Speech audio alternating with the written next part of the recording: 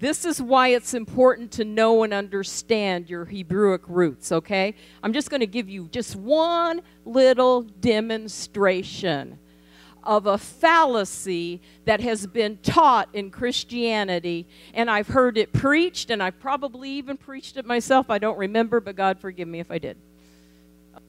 27:39. Okay, now, before we read on, don't get ahead of me. Just get there, but don't read. How many of you have heard that Jesus, when he was hanging on the torture stake, and he cried out, my God, why have you forsaken me?" That the Father couldn't handle the pain of looking at his Son carrying the sins of the world, so for a moment he turned his back on him. Have you heard that? I was taught that in seminary, that's what happened. Yeah, well, that's where a lot of our theologies come from. Okay. I thought that too.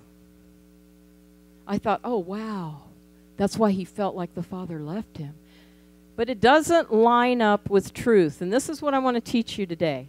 If it doesn't line up with truth, guess what? It's not the truth.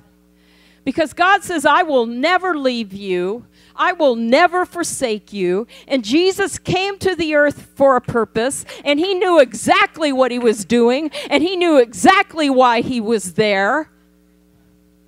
And there was nothing that was a surprise to him when he was hanging there. Nothing. He knew. He foreknew it all. All of it. He foreknew it. So all of this talk about the Father turned his back, where's that in Scripture? It's not. But we've believed it because, after all, men of God said so.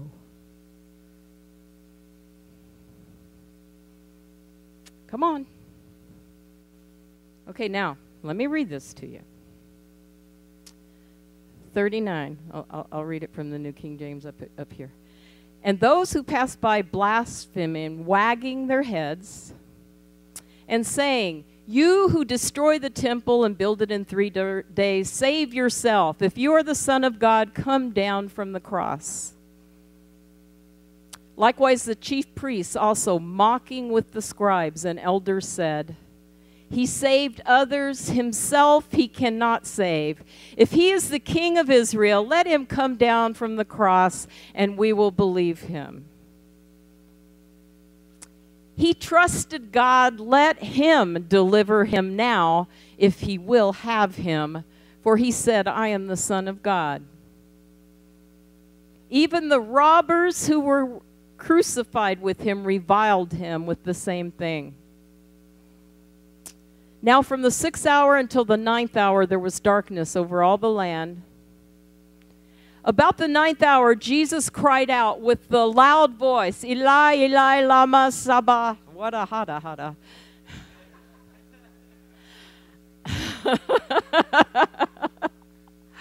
Should have practiced that one. My God, why have you forsaken me?" Now, think something us Christians are having a hard time doing lately, because we've never been trained to think. Okay. This audience that he was mostly speaking to, there were Roman soldiers, there were pagans around, but the children of Israel were also standing there. Got the picture? The scribes, the Pharisees, they're all standing there, watching, observing. When Jesus was on the cross, understand this, he was suffocating because of the positioning, and they had the nails in his feet and the nails in his hand, and the only way he could breathe was to come up and press with everything he could up to take a breath to say a few words. Okay, have you got the picture? He was in agonizing pain, even to get a breath to speak. You have to have air in your lungs to speak.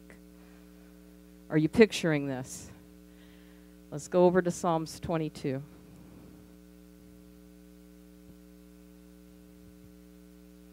My God, why have you forsaken me? Go down to 6.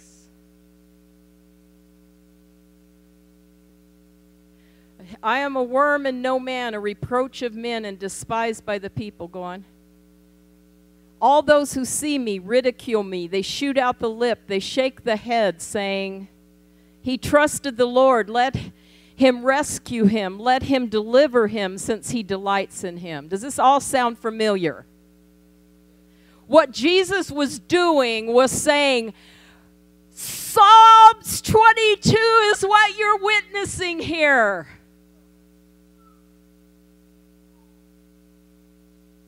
I'm the Messiah that David prophesied about.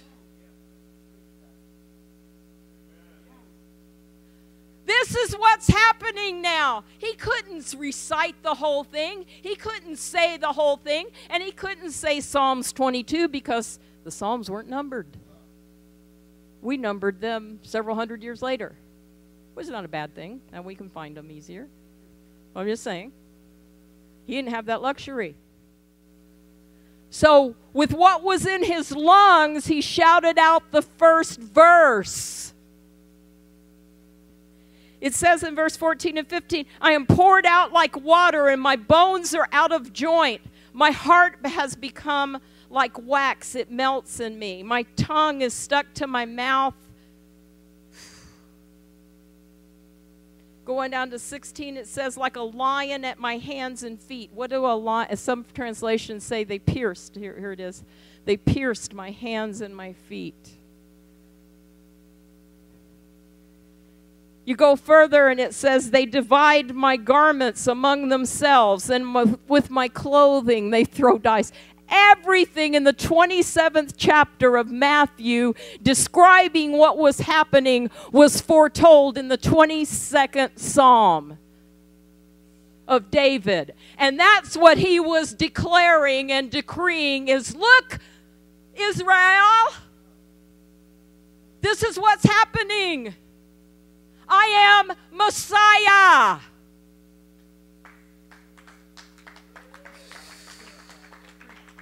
With his last breath,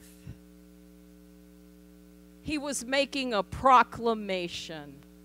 God didn't turn his back on him any more than he'll ever turn his back on you. It's a lie.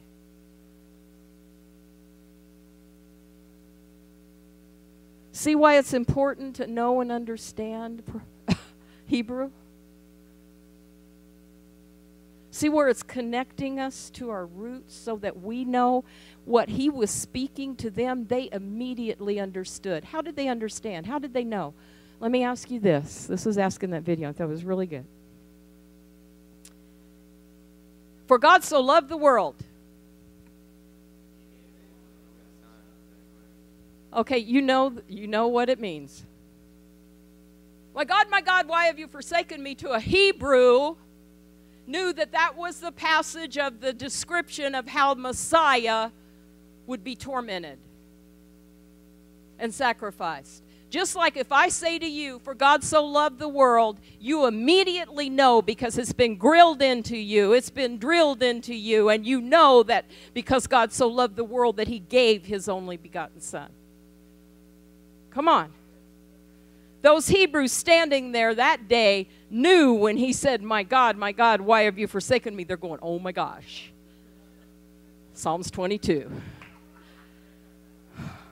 Whoa, this is what's happening now. 2,000 years later, we're starting to understand. And why haven't we understood? Because of traditions of men. That's all I'm saying, church. We gotta go after the truth. Even if it means throwing out things we believed in. Because if they don't line up with truth, They don't bear repeating.